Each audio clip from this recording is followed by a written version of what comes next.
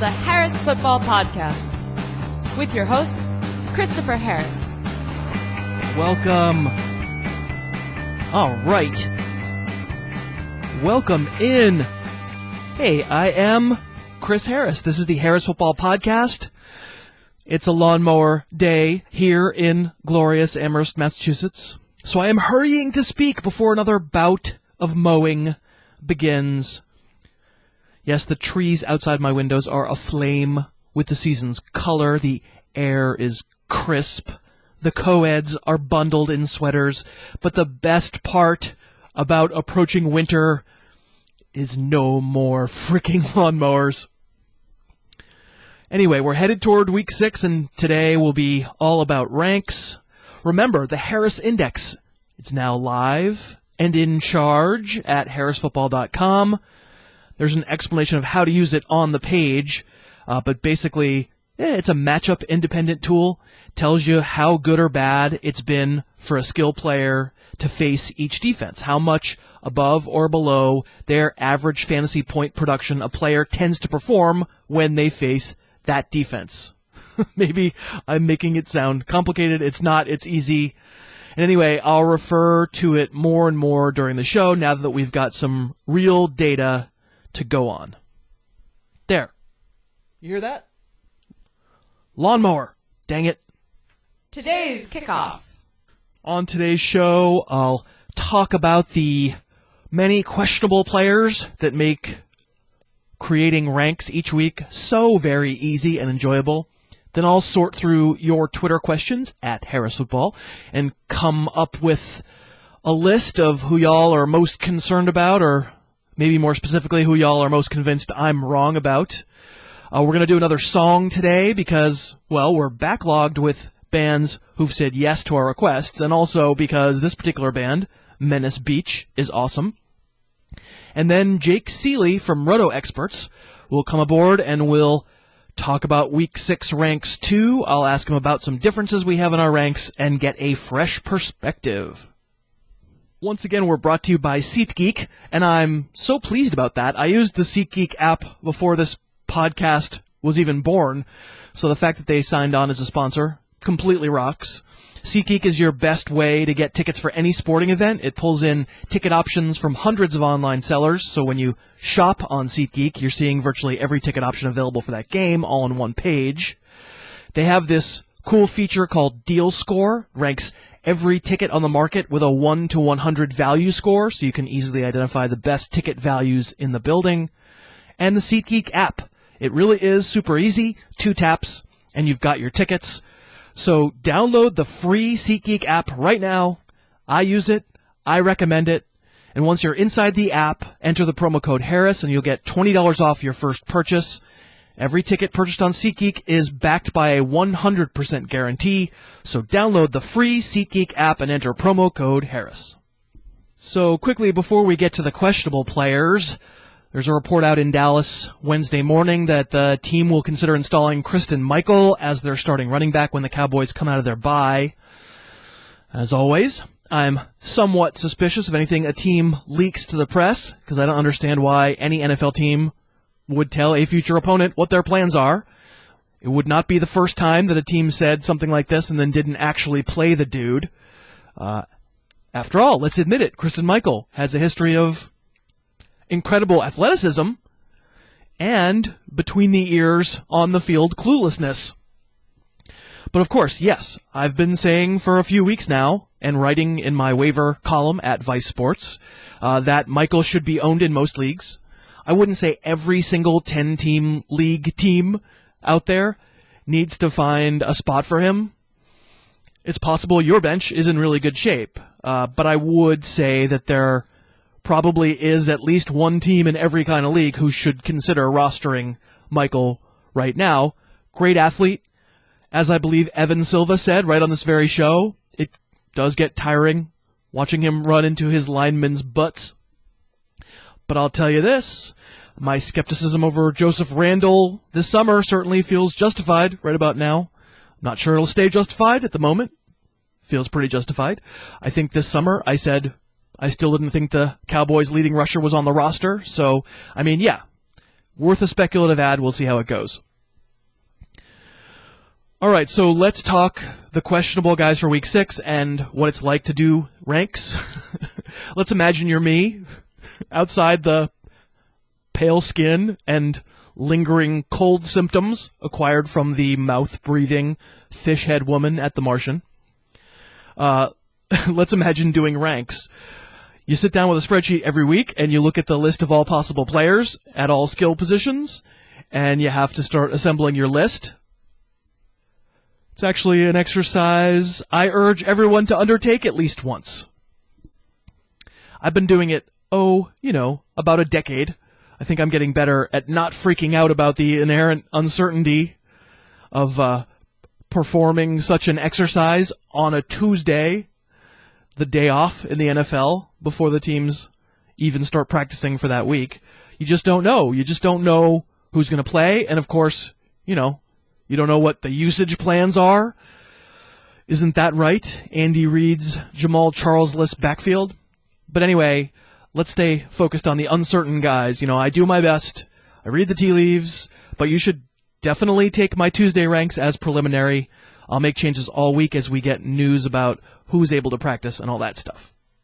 So this week, we've got Tyrod Taylor potentially missing Sunday, and maybe more games after that because of a sprained MCL, a knee problem. What's weird is I went back and watched the tape to remind myself, and yeah, in the fourth quarter against the Titans, Taylor scrambles 24 yards out of his own end zone, gets tackled and sort of bent over funny, and I forgot this, because frankly, I'm not even sure I noticed it in the first place, because I don't listen with the volume on a lot of the time. E.J. Manuel came in for a single play, but then Tyrod Taylor came right back out, and the very next play was the key throw of the game to Chris Hogan. So I'm a little suspicious. Usually when a guy can come back in the game, his knee isn't so bad that he misses the following week. Not saying it never happens. For the moment in my ranks, I assumed he wouldn't play. But because of what I just watched in terms of game film, I'm very willing to change that opinion. And Taylor would be a top 12 quarterback option for fantasy against the Bengals because of his running. Even with a bad knee, I think he'd run a little bit. Maybe not. Maybe top 12's aggressive, but he would certainly be in the starting conversation. Other quarterback news. I assumed in my ranks both Andrew Luck and Blake Bortles would play. Of course, assuming that about Luck hasn't exactly worked out past couple weeks. This time he's had 10 days, so let's put him in there. Insert shrugging shoulder emoji here. And Blake Bortles has a shoulder issue, a sprained AC joint. I also assumed for the moment that he'd play, and looks like a decent matchup against a Texans defense that has been vaguely positive, Harris index-wise, for opposing quarterbacks. But actually, it should be noted, if you go to harrisfootball.com and look at the Harris index, the Texans versus quarterbacks, not outside the standard deviation, so you don't want to go overboard in saying it's an unbelievably great matchup for him. Listen, the Jags aren't going to know anything until Bortles tries to throw the next couple days, and sprained AC joint we know is a real injury, and there's a legit chance we could see Chad Henne under center, and if that happens, it would be a downgrade for the Jags' weapons. We're sponsored today by DraftKings. As the season goes along and great players get hurt, like Jamal Charles unfortunately did last week, like Des Bryant did a few weeks ago, it can tend to make you lose interest in fantasy football. You're left at a pretty huge disadvantage when a player like J-Mail is missing from your squad. It's happened to me before, and I like the NFL, and I like being able to play fantasy and be competitive. And honestly, that really is where DraftKings can come in and pick up the slack. Since you're selecting a different team every week, you can avoid the injury guys and build a new team. DraftKings, pretty simple. You get a salary cap. You have to assemble a team of 9 players, and they give you different ways to play.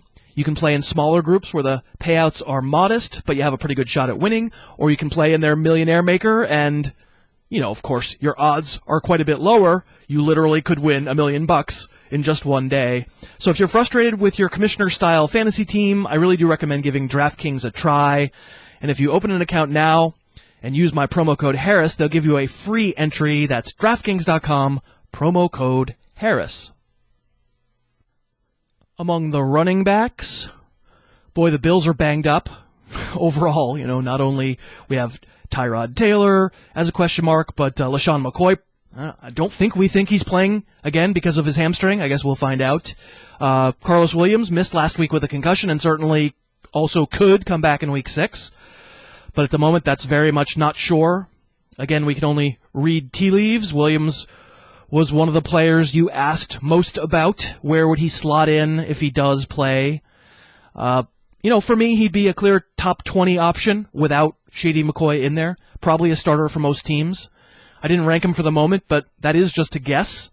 Anyone who tells you otherwise is, let's just say they are brimming with unwarranted self-confidence. I didn't rank Steve Smith, but if he practices, certainly he'll go right back into my top 20 at receiver. They're saying that despite how scary multiple fractures in his back sounds, Smith might actually be able to go, and it could be an issue of pain tolerance. And there's no question, if he's right, Ravens are going to give him big volume, so all we can do there is try and figure out what's up with him in practice. Remember, the Ravens have to go to San Francisco this week and play a late game, so if Smith is still questionable on Sunday, you'll have to have alternatives available late or Sunday or Monday night. If he winds up inactive, you got to have an alternative ready to go. Alshon Jeffrey, I did not take the cheese this time on him. No, sir. If I interpret what happened with him last week, practicing early in the week and then not practicing later, that certainly makes it sound like an aggravation. And if it's an aggravation of his hamstring/calf injury, I think the tendency is going to be to shut him down. Maybe that's wrong. For the moment, until we get different information, I went with assuming he wouldn't be in there.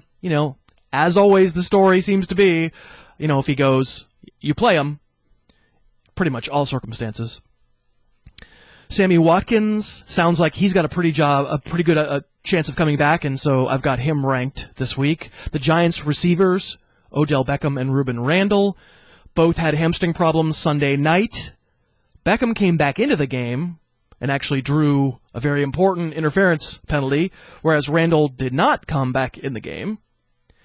And I'm just a caveman, but even I can see that makes ODB likelier to play in Week 6 than Randle, and that's how I ranked him, or rather, I ranked Beckham and didn't rank Randle. But again, we'll monitor practice. Deshaun Jackson, I guess he could play. I didn't take the bait. I guess, maybe part of it is wishful thinking. Harris index-wise, the Jets are minus 4.3 against opposing receivers, which means they remove 4.3 fantasy points on average away from opposing receiver core, which is statistically significant. And I kind of just wanted D-Jax to stay away, but again, we'll see. Jordan Reed, I feel like, is pretty safe in not playing. Just too many concussions over too short a period of time. I also didn't rank Eric Ebron, though that might wind up changing, again, based on practice. It's time for Rankings Talk. So, as we do every Wednesday, let's dig into your areas of question and concern in the ranks. I put together the, let's face it, hundreds of tweets about ranks questions into a spreadsheet and pick out the most asked about names. And I'll try to put you in my headspace on these players. Let me mention that I'm saving a couple of the biggest names who you had questions about for later in the show when Jake Seeley comes aboard, and we'll talk about those guys then. But the very biggest question across so many of your tweets was the Patriots running back situation. Brad C. says, why so high on Blunt? Drew Johnson, you are telling me to start Blunt over Ivory. Wondering your reasoning behind that one. And Belichick Proof asks, still have LeGarrette Blount and Dion Lewis close together? Will Dion Lewis still be Belichick proof? So just take a look at what I did for the Patriots running backs, and you'll know that I'm coming perilously close to violating one of my cardinal rules, predicting game flow. I put Dion Lewis 12th and LeGarrette Blount 15th. As anyone who's ever listened to the show before knows, probably, I am very much opposed to the argument that says, oh, this is going to be a high-scoring game, or, oh, they're not very good on the road, or whatever. But Patriots at Colts, oh man, kind of feels like an exception to me. It's a game where I think I'm willing to take a chance on either of the Pats running backs. Deflategate, plus the history where the Pats have run all over the Colts. Jonas Gray. I think you know by now I am not a LeGarrette Blount fan as a football player, so you should not take this ranking lightly. I was very conflicted, but I sit there with my spreadsheet and I do a million either-or comparisons, and Blount kept winning. I kept thinking, yeah, I'd probably take a chance with him. I think I'd take a chance over him. Wasn't a good feeling, especially when I know that Belichick does like to mess with his week-to-week game plan. Not only that, but there's this. I'm not sure how good the interior of the New England offensive line even is, whether they can really even successfully run traditional up-the-middle running plays. I think Sunday night's going to tell us a lot about that, but I do think I'd be playing either Pat's back. But as for the Ivory thing that Drew Johnson asked about, I mean, Blount and Ivory are back-to-back in my ranks, which kind of by definition means if your gut is pushing you one way, it's just fine. Trust your gut. The Bengals got a bunch of questions, as crystallized in this tweet from Stephen Lee. Not buying in on Dalton rest of the season. Noticed he did not make your rest of the season 100 rank. Hashtag sunk by a hug. Thank you, Stephen.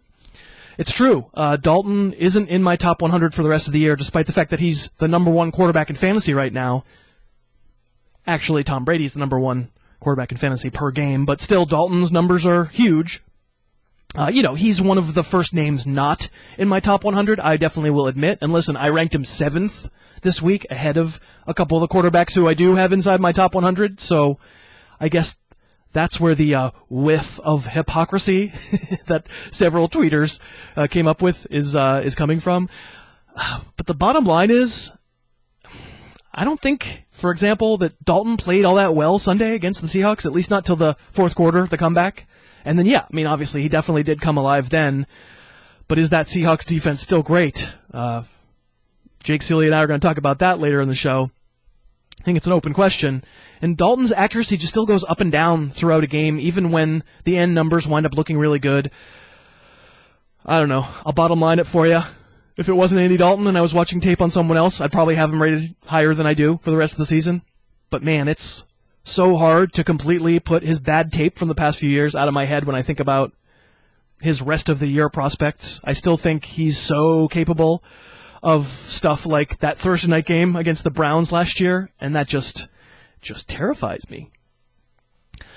Bradley asks, why have you consistently been high on the Bengals defense week to week? A little accusatory there, Bradley, but that's all right. I'll take it. So let's see. So far this year, Cincy has not produced like an elite fantasy defense, no question about it. But I do think they've played pretty well. They just haven't made big plays. I like their personnel a lot. I don't see a ton of weaknesses there. The Seahawks game, that was kind of a clinic on how to contain Russell Wilson. And remember, 7 of Seattle's points came on a Bobby Wagner fumble 6. And, they didn't do a great job on Thomas Rawls, certainly not on the long touchdown run. That was terrible tackling. But, in general, I think the personnel is pretty good. But I will admit, a lot of the rank this week is based on E.J. Manuel possibly starting for Buffalo. I do not believe in Manuel. I don't think he gives you the escapability or the command or even the throwing accuracy that Tyrod Taylor does. And frankly, Tyrod Taylor doesn't have great throwing accuracy. I think Manuel's really mistake-prone. If Tyrod Taylor plays, I'll probably downgrade that Bengals defense a little bit. Jonathan Jacob speaks for several people when he asks, why so down on the Bears wide receivers? You don't have Jeffrey listed, so I assume he isn't playing. Shouldn't the rest of the wide receivers be higher against Detroit? So correct on Jeffrey, as I mentioned earlier. So then the question is, in my mind anyway, which Bears receiver? I have Eddie Royal 29th, but he didn't even play last week. I don't know for sure that he even goes this week. I've got Marquise Wilson 35th. I actually put Cameron Meredith 49th in my PPR ranks, and I didn't put Josh Bellamy in at all, and he caught 6 passes last week. That's the bottom line. Jeffrey, great player. He's going to get targets every single week. None of these other guys are great.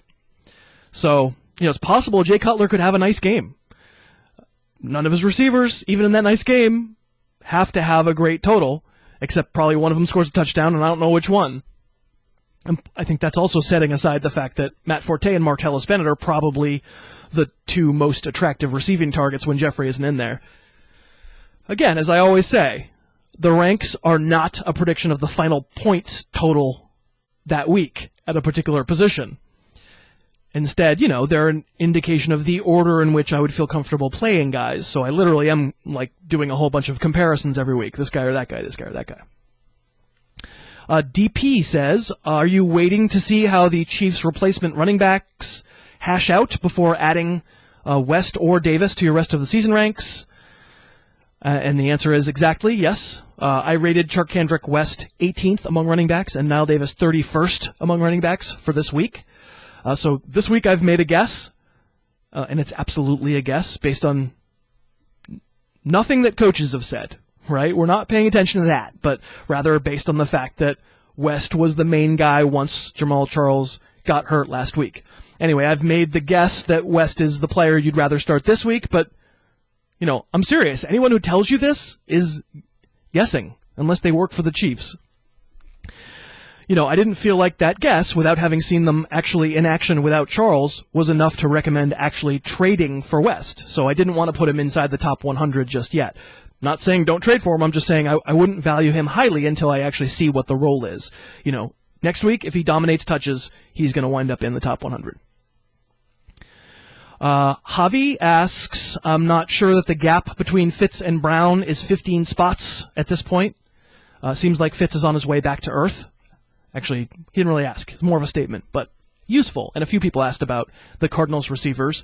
It's an interesting take, and one I'm actually sympathetic towards. I think in a total vacuum, if you gave me a choice between which of these receivers I'd want to have for one game on my NFL team right now, I think I'd say John Brown still. But we have to admit the Cardinals offense isn't a vacuum. If it was, Bruce Arians wouldn't be able to keep his funky berets on his head. Note, scientifically, I do not believe that that's probably true. So far, Fitz has been so consistent with the target totals, finding the end zone. And, I watch the tape and I see how excited I am. I feel how excited about how Brown was used the past couple weeks. Tape only takes you so far. I have to admit he hasn't been as productive and as consistent, and it's been 5 games. So I think for right now, I would be burying my head in the sand to say I would start Brown with the same confidence I'd start Fitz. But, Javi, I am receptive toward your argument. Maybe that makes Brown a good buy low right now. Although after scoring a touchdown last week, maybe his stock isn't particularly low any longer. Finally, some Jacob Tamme questions. Just 2 of them. Sean Watson, does Tamme see the same looks as last week if no Julio Jones? And Justin Buzo says, no Jacob Tamme in the top 25. He's not great, but looked okay coming back from concussion, and tight ends are bad, parentheses, Owen Daniels.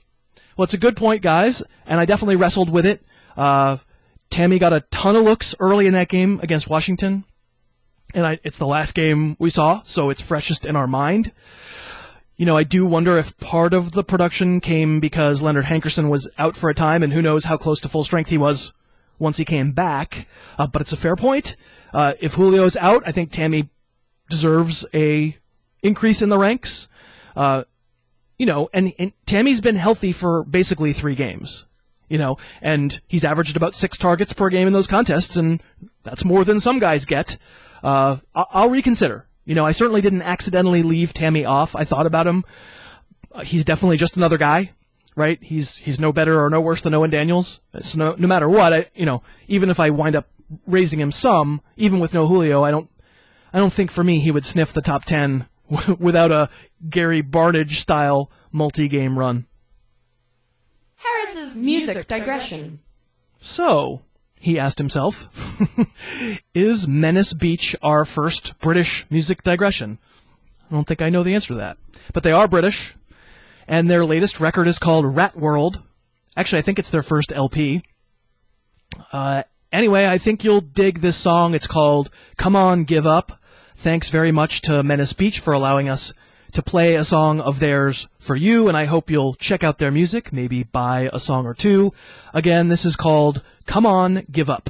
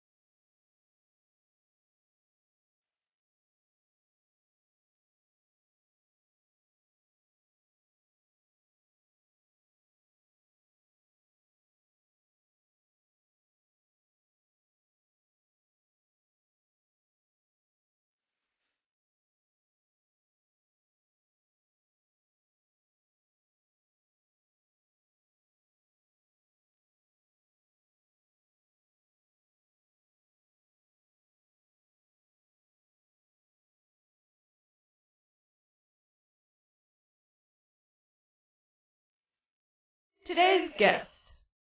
And today's guest is Jake Seeley from Roto Experts and Fantasy Sports Network. You can follow Jake on Twitter at AllInKid, all one word. Hey, Jake, thanks for being here. How are you? I'm doing terrific. I appreciate you having me on. Oh, it's great. Really happy to have you on. And Roto Experts, friend of the show. They've had me on some of their podcasts. Good stuff. And so you should follow Roto Experts, too, at Roto Experts. All right, so you know why you're here. We've been emailing and messaging back and forth about differences in our ranks. And, you know, as always, the point here is nobody's calling anybody out, nothing like that. It's much more just interesting to get another person's perspective. The listeners are super tired, probably, of hearing what my opinion on all these guys is, so it's very nice to get someone else's. And we found some players on whom we differ, and I'm really interested in your perspective on some of these guys. And the first one is Cam Newton. I have him 5th in my preliminary ranks, and you have him 16th in yours. And a big part of Twitter Nation, believe me, is with you. I got Steve Lynch. He's like, reasons for Newton's ranking at Seattle? Sam Roberts. You know, Seattle defense looking shaky, still waiting for Russell Wilson's breakout game. But Cam Newton? Andy Hamilton, why Cam so high at Seattle? So tell me tell me your perspective on where you come from as Cam as somebody who you're thinking of sitting this week. Look, I will say I do see a little bit of upside with him. I think that where I have him ranked, there's guys in front of him that I think might have a little bit lower ceiling. I still like them better, but it's in Seattle, as you mentioned. I know that Seattle's not as dominant as they have been over the past couple seasons, but they're still one of the better defenses in the league, and I really just don't see how Ted Ginn being his top option, I have no faith in Cam Newton. And I'm looking back, and if you want to talk about, you can talk matchups and all that type of stuff, you can go back to the playoff game. And I know the teams are a little bit different, and you can't always look to bet last year, but it's a good representation because there is a lot of similarities. And the biggest thing I take away from it is that even though Cam Newton threw for 2 touchdowns, they both went to Kelvin Benjamin. One of them was pretty much garbage time. He has no Kelvin Benjamin. Devin Funchess is not the next Kelvin Benjamin like people tried to clamor and say he was in the preseason. I don't trust him also on the road. If you look at last year towards the second half, and so far, it's a small sample this year. It's only 4 games, but he's been a little shakier on the road than he has been at home. So there's a lot of factors going in. Again, I will say, and the one thing that I said about the upside is the one area the Seattle defense is weak against is tight ends. I'm not scared of Greg Olsen at all, and I think if Cam Newton's smart, that's where he attacks Seattle. I just don't know that it's going to lead to a ton of success because, again, you go back to Ted Ginn just doesn't scare me. Yeah, I mean, well, Ginn's been a little bit productive, but no, there isn't a lot there for the receiver core. In fact, you know, when you said, these teams are kind of the same, you know, I was thinking to myself, oh, actually, the Panthers are a lot worse with no Kelvin Benjamin, so I'm with you there. But where I come down, obviously I'm the one who needs to explain myself. I think most of Twitter agrees with you. Where I come down with Newton is he has the thing that, you know, is the rising tide that saves his fantasy stock, which is the running. And he's running every single week, and they're running a ton of read option. And I feel like it's a security blanket. And then I look at the Seattle defense, and, you know, I've already talked about how, you know, Andy Dalton probably didn't have as good a statistical, you know, a real life game as he did a statistical game last week. You know, he made a bunch of mistakes and then sort of pounced on that Seattle defense in the fourth quarter. But they're pounceable, and they haven't been in the past. Kerry Williams stinks. Eagles fans know he stinks. It is very possible to pick on that side of the field, so much so that the Seahawks had to move Richard Sherman to follow A.J. Green around the field last week. And then I just come down on the side of Newton running. I've been talking about the Harris Index throughout the show, and the Seahawks have actually been a neutral matchup so far this year for opposing quarterbacks. They've actually been a statistically significant positive matchup for opposing receivers.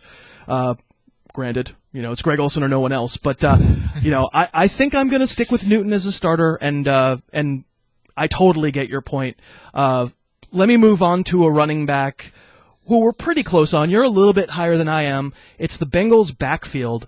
And what I'm most interested in about your ranks, and there's no way in the world I could ever claim that I know that you're wrong because it's gone back and forth so much from week to week, but you have Gio Bernard quite a bit higher than Jeremy Hill. You have him 14th among running backs, and I have Gio 24th. explain kind of where you come down on the Gio versus Jeremy bandwagon this time around. I'm really looking at the fact that so far this season he's outperformed Hill every single week outside of the touchdowns. That's really the only thing. 3-touchdown game, yeah. Yeah, you kind of take that away. And it was funny is that week I actually had them both inside the top 20, top 15, somewhere in there, and people were saying, how do you rank them both? A lot of what I do is I go off matchups similar to you with your Harris Index. I do defense-adjusted fantasy points. I call it DAF. It's not really a catchy phrase or anything.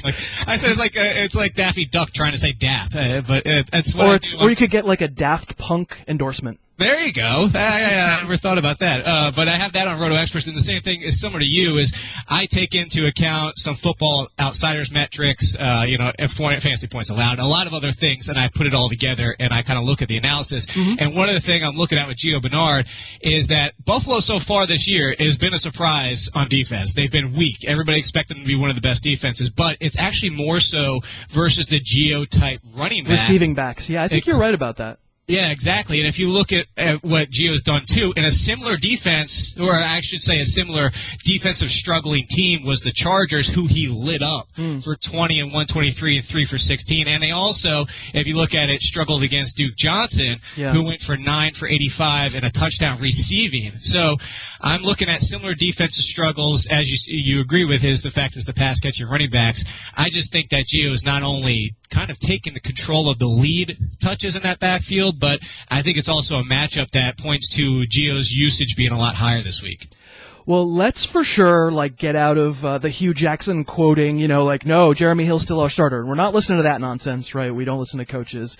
And, wait, coach speak isn't true? It's not? I know, unbelievable. And let me draw another, I like what you're saying, and another parallel might be that Patriots-Bills game from back in week 2, because I do think you still look at that Bills defense and you say, all right, well, for as much as maybe statistically they haven't been great, and there have certainly been games where they've been gashed a little bit, you still say the strength of that defense is probably Darius Williams, maybe even Mario Williams. I was thinking Kyle Williams. So the Patriots come into that game and say, we're not going to even try. We're not going to try to ram our heads into the brick wall. Instead, we're going to use Dion Lewis and throw around him. And that would definitely lend credence to the idea that Gio could take the lead. I'll just counter, not really even counter, just by saying, predicting game flow is always scary. And there certainly have been games this year where Hill has outsnapped Gio, and if the game goes that way, it would be scary to think, okay, Gio only played 20 snaps. But I think there's a lot of merit to what you're saying.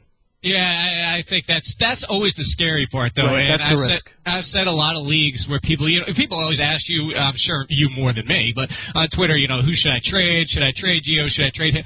These type of backfields, anytime somebody's saying, should I trade Gio, and you're getting anybody within an RB1 territory, I'm saying just do it, because then you don't have to deal with this type of situation. I totally agree. Let's move on to a backfield that wasn't supposed to be this kind of situation, but could be sort of trending in that direction. Marshawn Lynch. So, if we're going to, we both kind of made the assumption, which we're absolutely admitting is an assumption, but we're making the assumption that Lynch returns from the hamstring injury. I have him 9th among running backs, and you have him 19th. I don't think either one of us is saying he's a must bench or anything like that, but just for folks who are approaching whether or not to put Lynch back in the backfield, how would you start to think about that decision for this week? I think it depends a lot on what happens tomorrow in practice, because it sounds like he's still not going to practice today. That's why I have him at 19th. I'm actually on board with you here if he comes out of practice Thursday and everything's fine. I'm not talking Friday even. I'm saying Thursday first, because what is it with this year? What is with hamstrings in the NFL? It's all of a sudden nobody can train and get proper hamstrings. I don't understand what's happening right now. But that being said, is if Marshawn Lynch has limited practice Thursday and then half a practice Friday and everything sounds good, but he's questionable going into Sunday, that's why I have him at 19th. That's kind of what I'm treating him as right now, is that if we go into the game and he's questionable, what we've seen this year and the fact that maybe he doesn't get a full workload, maybe he comes out out early. It's kind of the guys in front of them that I would just trust because of matchups, because of their situations a little bit more. It has nothing to do with Lynch as a whole, because I've actually gone on record, and I'm sure you would completely agree with this fact, is once Marshawn Lynch is 100%, as good as Rawls looked last week, I don't think there's any threat to Lynch. I think he goes right back to 5, 6, 7 carries a game at most, because Lynch is one of the stalwarts in the NFL. Completely agree, and I totally think you're right that there's a big risk that even if Lynch is active, that they're going to ease him back in, that Thomas Rawls gets some work.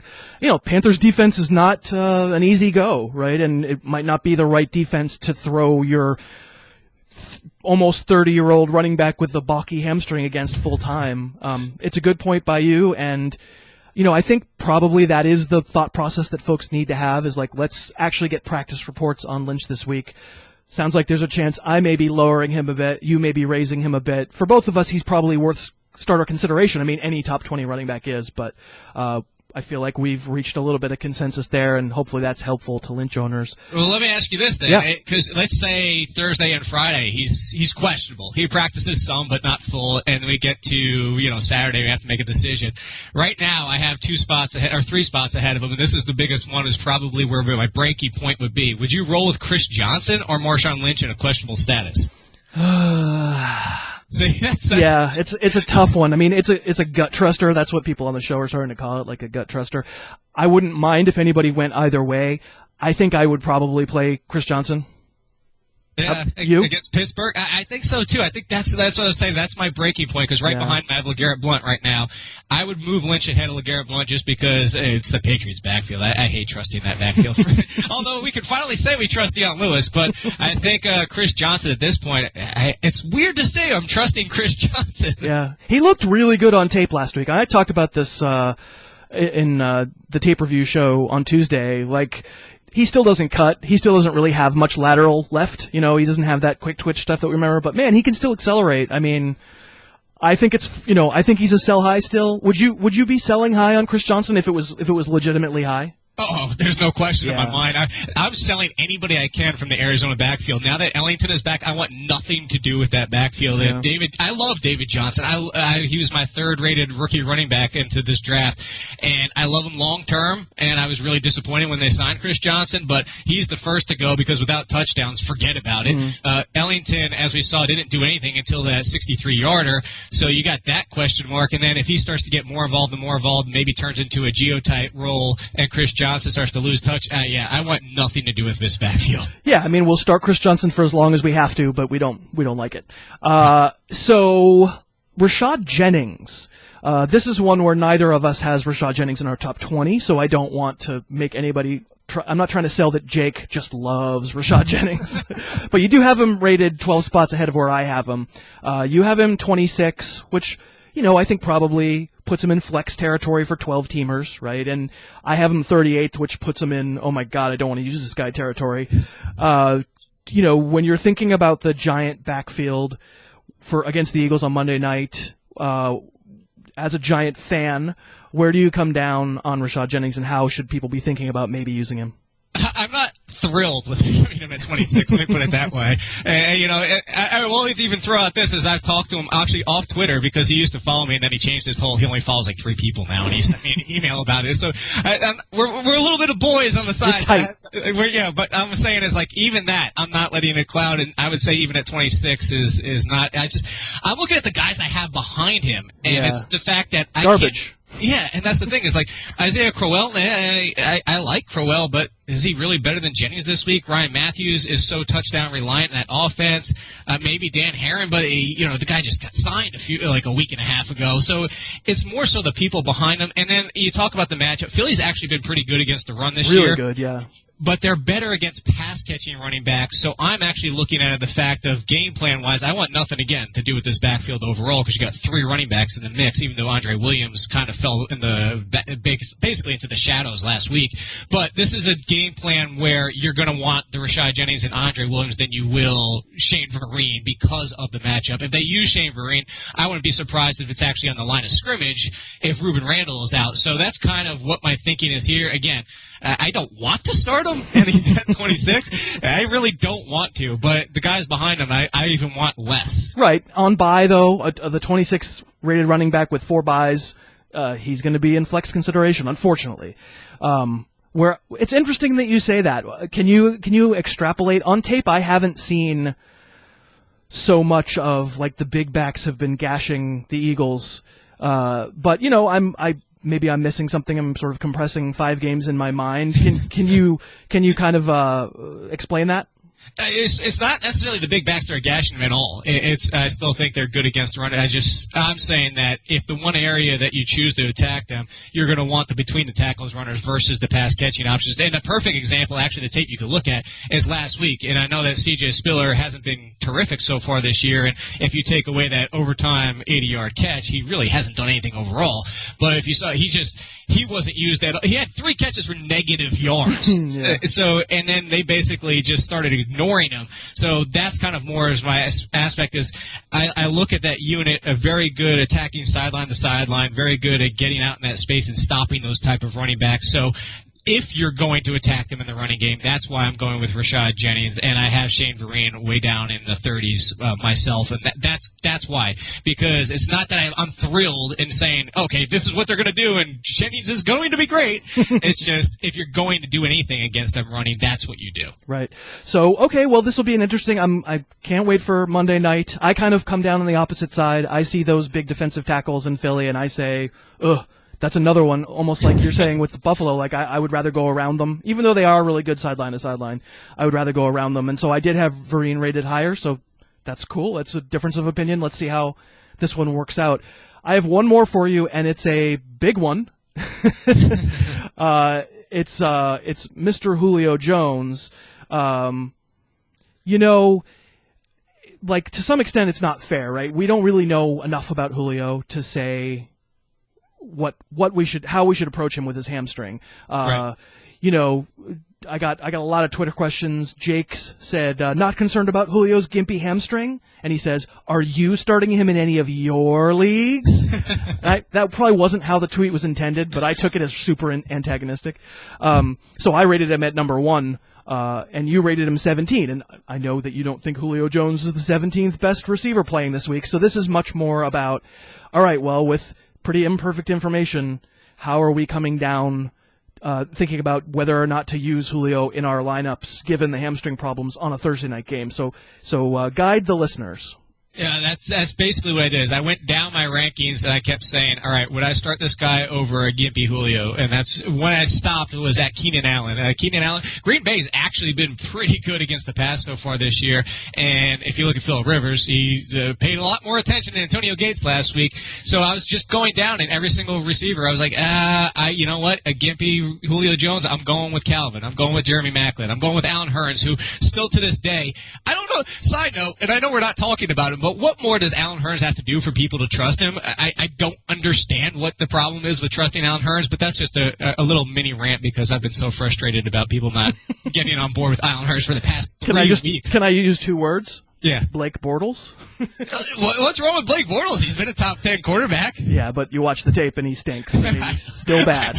I was not a fan of him at all when he came out for the draft, but so I could understand that. But yeah, that's where the breaking point was. Is I looked at it last week too, and I was surprised more people on Twitter weren't talking about this. When he recovered that fumble in the end zone, as soon as he got up, he was kind of gimpy and grabbing at his leg and limped off the field. And I was like, is Julio Jones even going to come back on the field at this point? Because we had the concerns going to the game, and then he didn't look good after recovering that fumble. So it's the fact that we've seen this with Alshon Jeffrey and other wide receivers so far this year that less than 100%, we could have that decoys type of situation where maybe he's not involved at all, but I'm not going to rank him that low and say don't start him.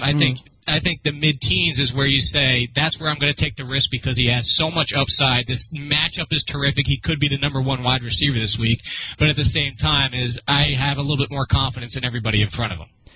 So this is just a philosophical difference. Like, for me, I got Julio Jones. I know he's a 30-point game waiting to happen. It's possible. And so I'm probably going to use him no matter what. And the answer to Jake's is yes, I am starting him in my 16-team league where wide receiver depth is a problem. And by the way, I have Allen Hurns in that league too, but I'm going to start both of them. This is a philosophical thing. It's like I can't live with myself if Julio goes off on my bench because I drafted him to be a superstar. Right. And some listeners are going to feel that way, and then some listeners are going to feel the cousin Josh way and the Jake Seeley way. Like, no, there are certain circumstances where I can live with it. If he goes off, and I had a couple of guys, who were pretty legitimate number 2 fantasy receiver options, I feel okay. And that's what basically you're saying. Like, you feel okay, and I don't think that's wrong. Yeah, and that's the thing, too, is if you look at the cutoff point, I'm not going crazy. He's number 17. You're still starting him. He's still high, that's right. Yeah, and there's guys behind, like I love Willie Snead, and I love, I still think Jordan Matthews is a little bit underrated, has a good matchup this week. But those type of guys, no, I'm not going to start them over Julio Jones, no matter how deep I am at wide receiver. So it's going to have to be a terrific option. And again, to go back to the main point, is that 17, it's hard to find a league where that actually ends up being a benchable option. That's right. So maybe somewhat this is nominal, but darn it, I'm playing him and he's my number 1 receiver, and I'll be the one who looks like a poopy head. All right, Jake. Well, thank you very much for coming on. It was really fun to have you. You were great. I hope folks will take a look at Jake's work at Roto Experts and on the Fantasy Sports Network, and most importantly, follow him on Twitter at AllInKid. So, how was your first little podcast that could experience, Jake? Oh, it was terrific. I wish we had twice the amount of time. I could go on for all day about this stuff. And that's our show. Thank you very much for listening. Today's music digression was from Menace Beach. We hope you'll check out their music. Thank you to Menace Beach for letting us use your great song, guys. The listener-created songs will continue tomorrow with a humdinger in honor of our guest, DFS expert Craig Clark, who asked for it. And of course, Thursday will also be our Flexual Healing Day, where you ask me flex questions and I try to be as useful as humanly possible. Thanks again. I hope you have a great rest of your day, and I'll talk to you tomorrow. The Harris Football Podcast's opening theme is Under the Gun by Apex Manor. The end theme is Tooth and Claw by OU Villain. Subscribe to the Harris Football Podcast on iTunes and never miss an episode.